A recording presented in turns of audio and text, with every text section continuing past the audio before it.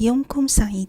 هل بقالكم فترة بتصحوا من النوم وانتم حاسين بإرهاق؟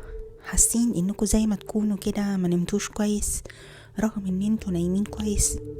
هل في طنين في ودنك؟ بتسمع زي صوت صفارة او صوت طنين؟ هل في صداع مفاجئ مثلا؟ صداع قوي احيانا، جيوب انفية او حتى زغللة في العينين، بيحصل لك نسيان بقى غريب كأن ذاكرتك بتتمسح. احيانا بيفتكر حاجات عدى عليها سنين وسنين، واحيانا حتى الحاجات اللي انت كنت قايم تعملها حالا مش بتبقى فاكرها. احيانا بيحصل وجع في الظهر او الرجلين، او احساس ان اليوم بيجري بسرعة قوي قوي، او العكس بيمشي ببطء قوي قوي. عندك دوارة بقى، عدم اتزان، او حتى رفرفة في القلب. شهيتكم للاكل بتتغير، يا اما شهية مفتوحة جدا او العكس. رغبتكم احيانا في اكل اللحوم بتزيد او بتقل. والاحلام بقى يعني حدث ولا حرج. الاحلام عندكم ممكن تكون ملخبطة كده وطويلة، او حتى احلام متكررة، يعني بتتكرر بس كل مرة بسيناريو فيه اختلاف شوية. لو فاكر او فاكرة انك لوحدك وانك لوحدك، او ان ده مجرد ارهاق شغل، فاحب اقول لكم لا. جسمنا بقاله كده كام سنة يعني بيستجيب لحدث كوني ضخم، بيحصل على شكل موجات، شوية تيجي وشوية ناخد بعدها راحة، وبعدين شوية ترجع، وبعدين ناخد بعدها شوية راحة.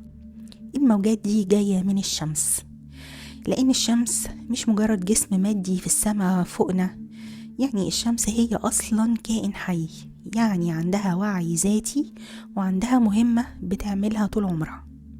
مهمتها طبعا إن هي تساعدنا وتمدنا بالضوء والحرارة والحياة على كوكب الأرض. بس كمان هي ليها مهمة روحية عميقة جدا، هي إنها تسهل بقى وتساعدنا في عملية تطوير جسمنا الكريستالي اللي كلنا دلوقتي بلا استثناء بنبنيه. قبل ما أكمل كلام بس عايزة أسألكوا سؤال. حد خد باله آخر 10 سنين إن أشعة الشمس ولون قرص الشمس اتغيروا؟ يعني بقوا أفتح شوية، وفي أحيانا الشمس بتكون بيضة تماما. الشمس مش مجرد مصدر للحرارة يا جماعة، ومش مجرد كورة نار كده بتنور وتدفي. الشمس حاليا بتبعت لنا شفرات، أكواد ضوئية كهرومغناطيسية فيها شفرات محددة كده بيلقطها جسمك، حتى لو ساكن في الإسكيمو، حتى لو قاعد في بيزمنت تحت الأرض، حتى لو كنت في أي مكان. في حلقة بقى النهاردة هنفهم يعني إيه أصلا سولار فليرز أو العاصفة الشمسية، وهنفهم إيه هي حكاية الرموز الغريبة زي الإكس والإم والإي والسي والحاجات اللي العلماء بيقعدوا يكلمونا عنها دي، وإيه هو تردد شومان، وإيه هي علاقة كل ده بإن تاريخ البشرية دلوقتي بيتغير. إزاي جسمك والميتوكوندريا اللي جوه خلاياك بيستقبلوا الرسائل دي والأكواد دي علشان يعملوا لك تحديث إجباري، أبجريد إجباري يعني. أهلا بيكم بقى في الرحلة الخاصة جدا والسحرية جدا للوعي الكوني اللي هنقوم بيها النهاردة سوا. أنا بس عايزانا كلنا كده نحاول نفهم إن اللي بيحصل في جسمنا دلوقتي هو بسبب كل العواصف الشمسية اللي بتحصل واللي هتفضل تحصل كام سنة كمان قدام. علشان نبتدي نفهمها وجسمنا كمان يفهمها، لازم نفهم الأول لغة الشمس. الشمس بتكلمنا وليها لغة ضوئية نورانية، والضوء هو أرقى أنواع اللغات في الكون كله.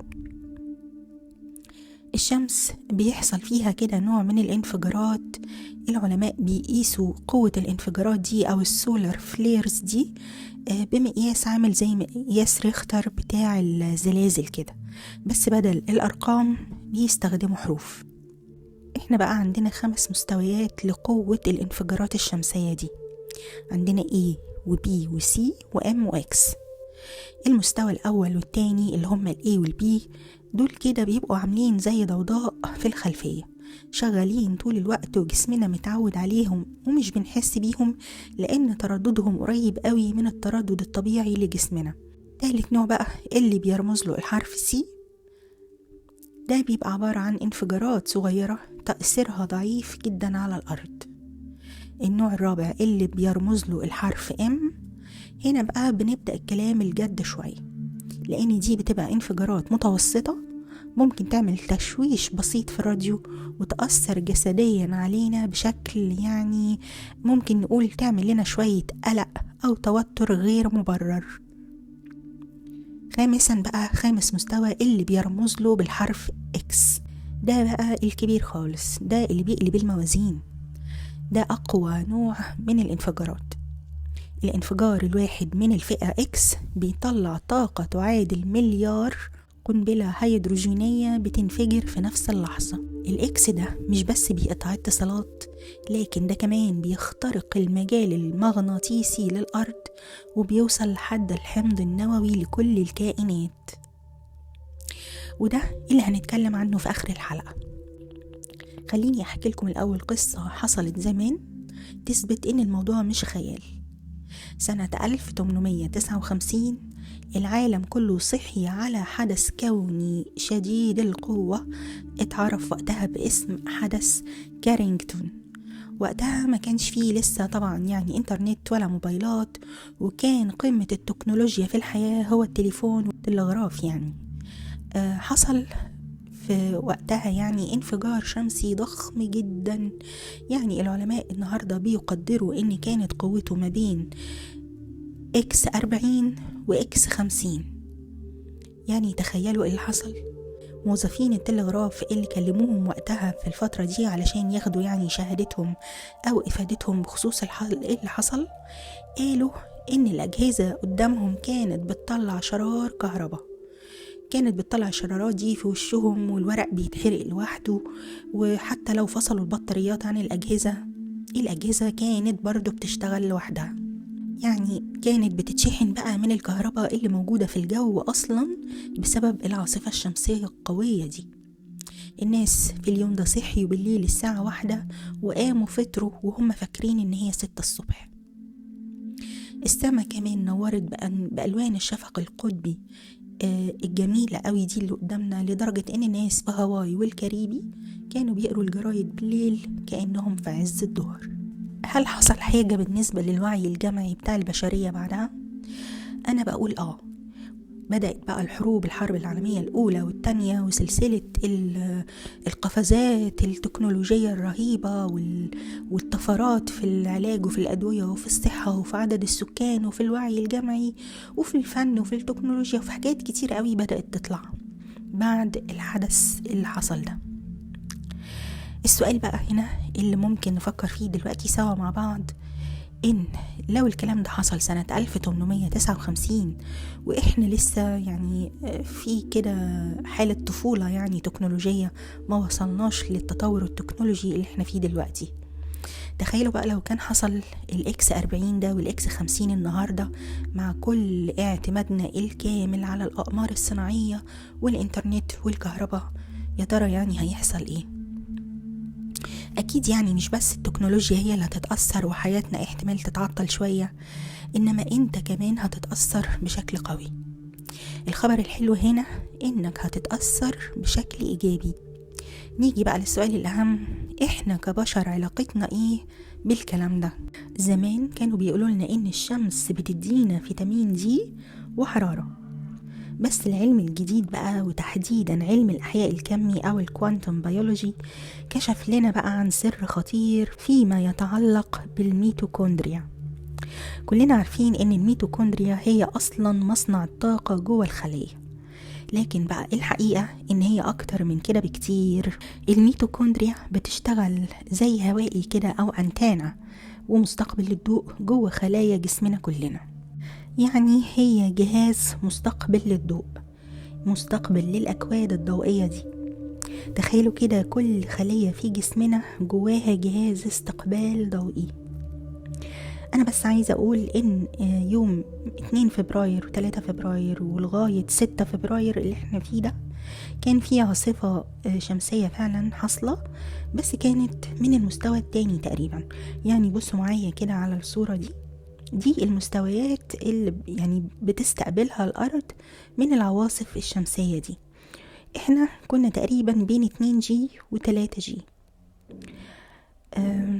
الحقيقة ان الاكواد اللي جاية دي بتعمل لنا ترقية وتحديث للاجسام بتاعتنا.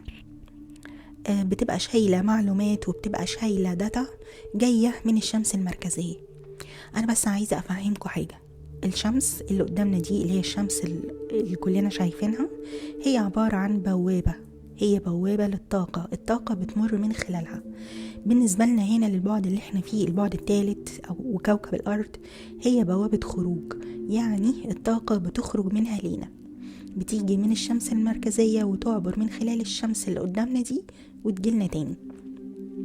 الأكواد اللي جاية هي أكواد ترقية وتعديل وتحسين.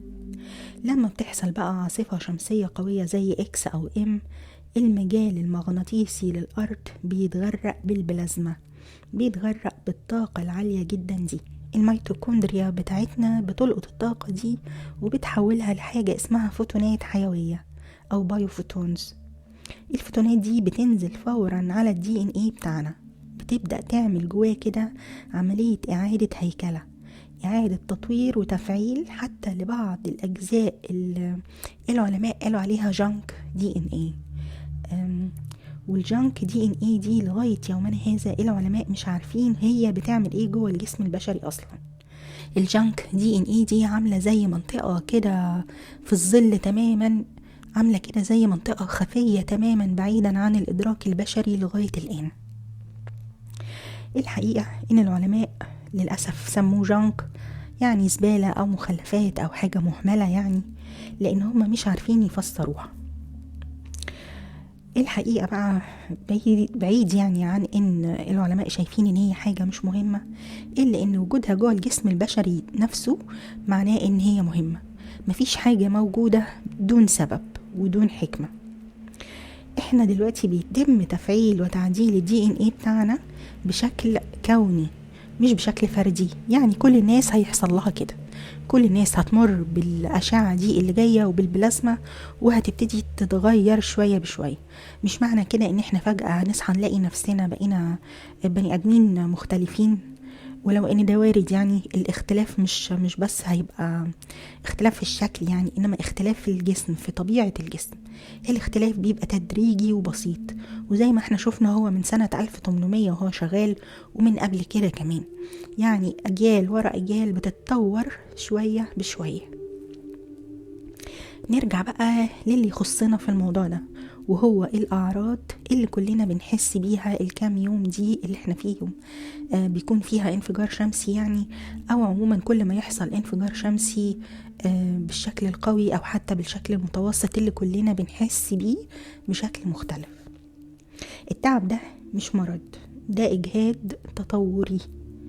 يعني تخيل كده انك بتحاول تشغل برنامج حديث جدا على كمبيوتر يعني لسه يعني قديم شوية. الجهاز طبعا هيهنج، هيسخن، هيرفض ان هو يقرأ البرنامج الحديث ده، مش كده؟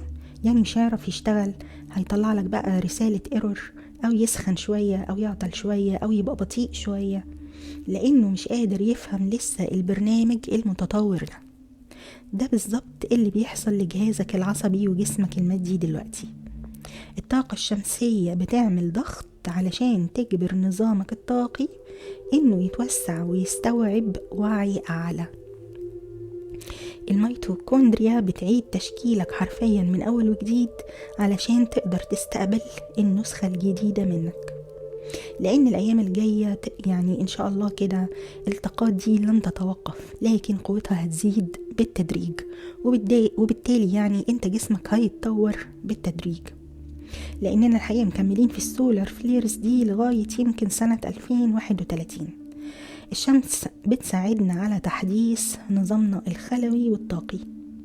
هي دي مهمتها اللي بتمارسها بمنتهى الامانة بقالها سنين طويلة جدا جدا. يبقى إذن يعني العواصف الشمسية مش مجرد ظواهر فلكية، ولا حتى هي غضب من الطبيعة أو ربنا غضبان علينا أو أي حاجة من الحاجات دي. الحقيقة دي رسائل كونية جاية علشان تعمل تحديث للبشر. المرة الجاية بقى لما تحس بتوهان أو تعب مفاجئ وقت العواصف دي، ما تخافش وبرضه ما تقاومش الشعور ده. سيب جسمك يعمل المطلوب منه، يعمل بقى الداونلودز للبيانات الجديدة اللي هي جاياله دي، ويستقبل الأكواد والشفرات دي بهدوء وهو كده مرتاح، لأن هو خلاص الحمد لله احنا فهمنا هي بتعمل ايه. كل المطلوب منك انك تساعد نفسك اولا وتفهم بيحصل لك ليه كده، والحمد لله خلاص احنا فهمنا هنا سوا ليه ده بيحصل. تاني حاجة مهمة تعملها بالنسبة لك هي انك تقعد مع نفسك بصدق كده، ومعاك ورقة وقلم، تكتب بقى اللي ظهر في حياتك في الفترة بتاعت السولار فليرز دي، لان هي بتأثر علينا بشكل نفسي برضو. الأعراض النفسية اللي بتطلع أو حتى الأعراض الجسمانية اللي كلنا بنشتكي منها ليها دلالة مهمة جدا في تطورنا الروحي والنفسي والمادي.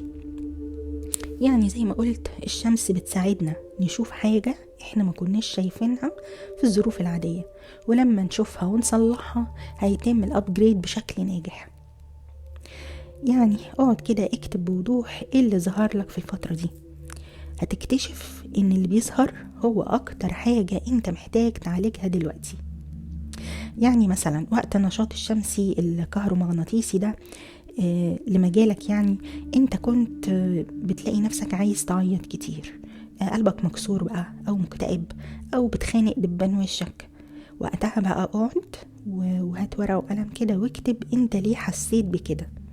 لو قلبك انكسر مثلا اكتب هل هو انكسر لان حدودي كانت ضعيفة مثلا، هل لاني معرفتش ادافع عن نفسي، هل لاني اخترت غلط، هل لاني اصلا غضبت فمعرفتش اتكلم واشرح نفسي. طيب الغضب ده يا ترى جدره النفسي ايه بقى؟ اقعد كده افتكر زمان اما كنت بتغضب وانت طفل، كان الغضب معناه ايه بالنسبة لك؟ كان بيحصل لك ليه؟ لان كل المشاعر السلبية اللي بنحس بيها واحنا كبار جدرها موجود عندنا من الطفولة. لو وصلنا للجدر وعرفنا نحلله ونفهمه هنقدر نفهم ونتحكم في غضبنا دلوقتي، هنقدر نحوله لطاقة إيجابية زي ما قلت في الفيديو الأخراني، نقدر نحوله لنار إبداعية، حاجة نقدر نستخدمها بشكل كويس في حياتنا، تجيب لنا فلوس وتجيب لنا سعادة وتجيب لنا راحة بال. ده كله هيحصل لما نفهم. افهم بقى يعني انت كنت بتغضب ليه وانت صغير؟ بتغضب مثلا لما حد يتجاهلك، او لما حد ينتقدك، او لما تحس بالحزن، او لما تحس بالوحدة. يعني فصص كده وحدد ايه اللي كان بيحصل لك بالظبط. الحقيقة احنا كل واحد فينا مختلف عن التاني وظروفه مختلفة. الشمس بتيجي كده تنور لك نور وتقولك حرفيا بص هنا ايه اللي بيحصل لك وقت السولار فليرز بتاعتي، شوف كده وانت هتعرف بنفسك تشخص سبب مشاكلك. هتقدر تتحرر منها بقى لما تفهم التشخيص وتفهم الجذر والسبب. لان للأسف يا جماعة المشكلة لو ما اتحلتش هتفضل تظهر تاني وتالت ورابع وخامس، بس كل مرة بتبقى أقوى شوية وبتبقى أصعب شوية. علشان كده بنلاقي في ناس حوالينا للأسف بيحصل لها انهيار عصبي. الموضوع ده هيزيد الفترة اللي جاية لأن الناس ما تعودتش تفهم ظلالها وتعالجها. انت بما انك شخص واعي وبتسعى للمعرفة وللعلم هتكون المسألة دي بالنسبة لك ألطف شوية، لأنك اوريدي بدأت تفهم وبدأت تتعالج ظلالك ومش بتخاف انك تعمل الشادو وورك بتاعك. الناس التانية اللي للأسف لسه مش عارفة ده هتبتدي بقى يحصل لها انفجارات عصبية، نوبات غضب، ممكن حوادث القتل تزيد، حوادث السرقة والاغتصاب والحاجات دي كلها. احنا دورنا ان احنا نفهم نفسنا ونعالج نفسنا، نتشافى علشان نبقى أرقى نسخة من نفسنا. تالت حاجة بقى لازم تعملها وهي الحقيقة مهمة جدا وهتساعدك جدا جدا جنب كمان الشادو وورك اللي انت بتعمله، هي انك تشرب مية كتير.